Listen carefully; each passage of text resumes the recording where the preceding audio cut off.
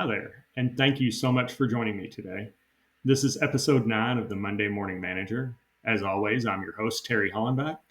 And as I mentioned in last week's episode, this week we're going to be talking about performance management and performance discussions. And we're going to be talking about another aspect of them than we did in last week's episode.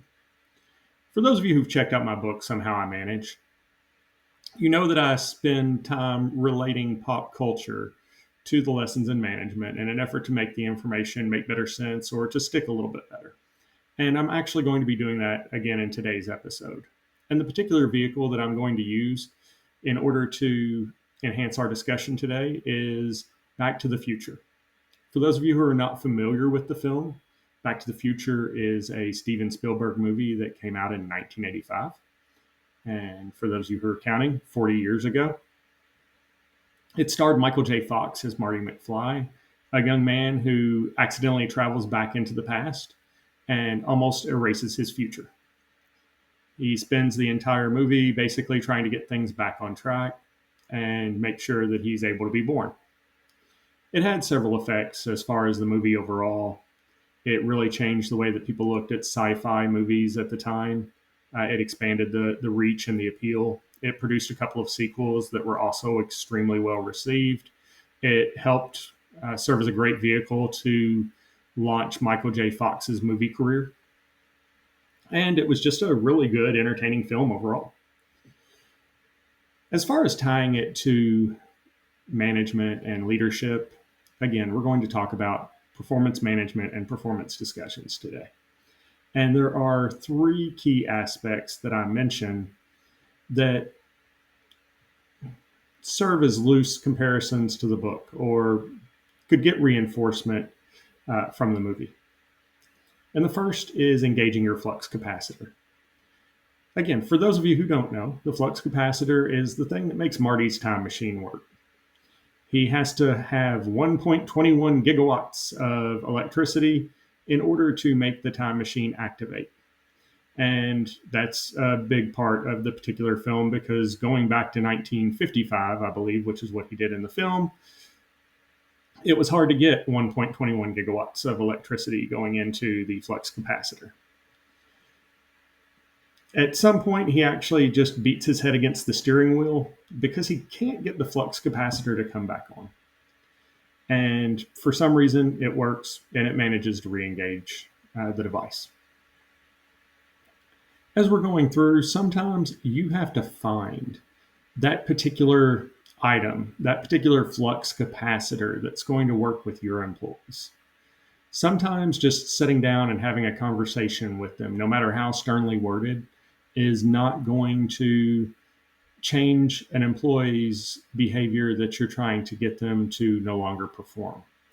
Sometimes having a good conversation complimenting someone's behavior is not quite enough to encourage them to continue that particular behavior.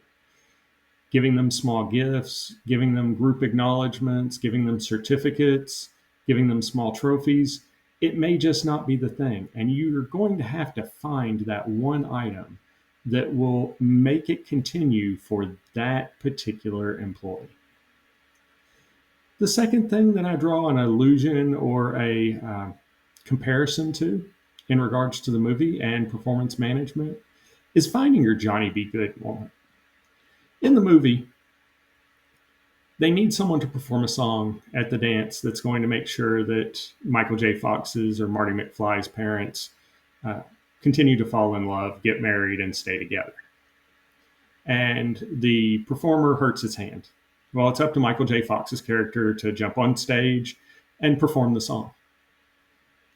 And he does so with outrageous skill. He was already a musician, so this wasn't a big task for him. Finding the unique talents in your employees, the skills that they might not be showing at work on a day in, day out basis, and allowing them to utilize those talents are a huge part of performance management. That's why it's not just a soliloquy. That's why it's not just a speech on your part. That's why you're not just discussing the small aspects that make up their day-to-day work life. You're also just having a discussion with them about things that are going on, skills that they currently have, skills that they might wish to develop that could potentially benefit the company in the long term. And if you don't take the time to do that, you could be missing out on your own employee's Johnny Be Good moment. In the movie, Michael J. Fox, again, he goes back in time, he meets his father. And his father is kind of clueless. And Michael J. Fox's character has to help lead him through how he might develop a relationship, how he might pursue his mother, which I'm sure was a very awkward situation to end up in. But the point is, most of the time we're talking about kids taking advice from parents.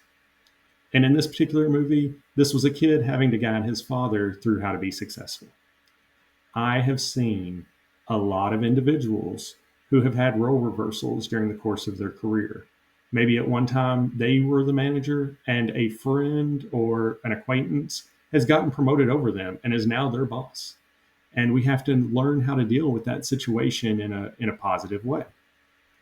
But the point to this is, when you're sitting there and you're having a discussion with the employee, the particular aspect that I want to review is ask them if there's anything that they could help you do better.